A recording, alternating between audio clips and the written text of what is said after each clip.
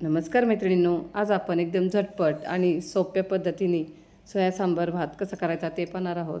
संध्याकाळच्या जेवणात हा सांबार भात खायला खरंच खूप भारी लागतो आणि जास्त स्वयंपाकाला पसारा न घालता एकदम झटपट तयार होणारी रेसिपी आहे.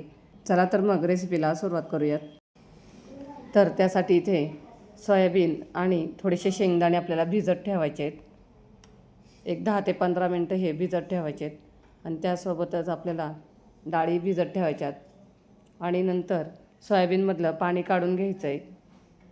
तर इथे मी पाववाटी मसूर डाळ, पाववाटी मूग डाळ आणि पाववाटी तूर डाळ भिजत ठेवली होती आणि इथे सोयाबीन आणि शेंगदाण्यांमधलं पाणी काढून घेतलं आहे. आता आपण फोडणी करून घेऊयात. तर त्यासाठी इथे मी कुकर घेतला आहे. कुकरमध्ये 1 मोठा चमचा तेल टाकलं आहे आणि आता हे तेल गरम झालं की त्यात 1 चमचा जिरे मोहरी टाकायची. जिरे मोहरी छान अशी तडतडली की त्यात बारीक चिरलेला लसूण टाकायचा आहे.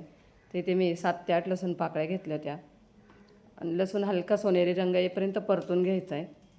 आता लसूण परतून झाला, थोडासा कढीपत्ता टाकायचा. 2 ते 3 हिरव्या मिरच्या उभ्या चिरून टाकायच्यात.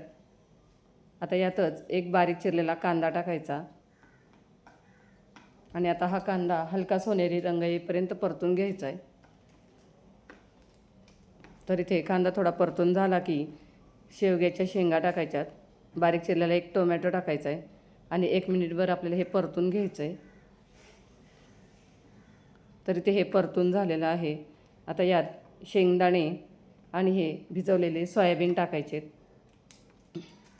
आता हे पण 1 मिनिटभर परतून घ्यायचं आहे. सोयाबीनमुळे हे सांबार खूपच भारी लागतं. एकदा नक्की ट्राय करा. आता यात पाव चमचा हिंग घालायचं आहे. हिंग टाकून हे व्यवस्थित परतून घ्यायचं आहे. आता यामध्ये मसाले टाकायचे. पाव चमचा हळद, 1 चमचा बेडगी मिरची पावडर, अर्धा चमचा लाल तिखट, 2 चमचे सांबार मसाला आणि आता हे सर्व मसाले व्यवस्थित मिक्स करून घ्यायचे. तर इथे सर्व मसाले व्यवस्थित मिक्स करून झाले की चवीनुसार मीठ टाकायचे, बारीक चिरलेली कोथिंबीर आणि आता हे मिक्स करून घेऊन यात आपल्याला भिजवलेली डाळ टाकायची. तर इथे मी डाळी स्वच्छ धुवून नंतर हे स्वच्छ पाण्यात एका भिजत ठेवली होती. तर त्या पाण्यासकटच आपल्याला ही डाळ यामध्ये टाकायची. आता ही डाळ व्यवस्थित मिक्स करून घ्यायची. तर इथे डाळ व्यवस्थित मिक्स करून झाली. आता यामध्ये पाणी टाकायचं आहे. तर इथे यामध्ये 1.5 तांब्या पाणी टाकलं आहे आणि आता यात थोडीशी चिंच आणि 2 चमचे गूळ टाकायचा. तर इथं हा चिंच गुळाचा व्हिडिओ स्किप झाला आणि आता इथे पाणी टाकून झालं, याला एक उकळी येऊन द्यायची. उकळी आल्यानंतर या पाण्याची थोडीशी टेस्ट करून पाहिजे. थोडंसं आळणी खारट या पद्धतीने आपल्याला टेस्ट करून पाहिजे. तर इथे हे पाणी मला आळणी लागलं त्यामुळे मी चवीनुसार आणखीन थोडंसं मीठ टाकलं आहे. जर हे खारट झालं तर थोड्याशा डाळी आणखीन धुवून यामध्ये टाकायच्या, म्हणजे याचा खारटपणा कमी होतो.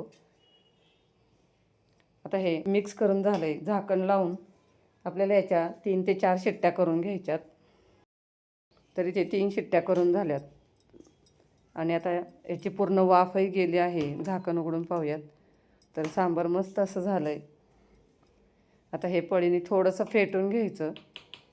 तर इथे पाहू शकता यातली डाळही छान अशी शिजली गेली आहे. तर मस्त सांबार तयार झालं आहे. आता यामध्ये बारीक चिरलेली कोथिंबीर टाकायची आणि मिक्स करून घ्यायचं आहे आणि गरमागरम हे भातासोबत हे सांबार सर्व करायचं.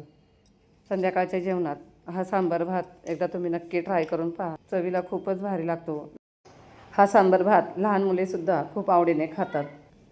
तर मैत्रिणींनो, तुम्हाला ही आजची सांबारची रेसिपी कशी वाटली कमेंट करून नक्कीच सांगा आणि व्हिडिओला लाईक शेअर करा. चला तर मग पुन्हा भेटूया अशाच एका नवीन रेसिपीसोबत. धन्यवाद.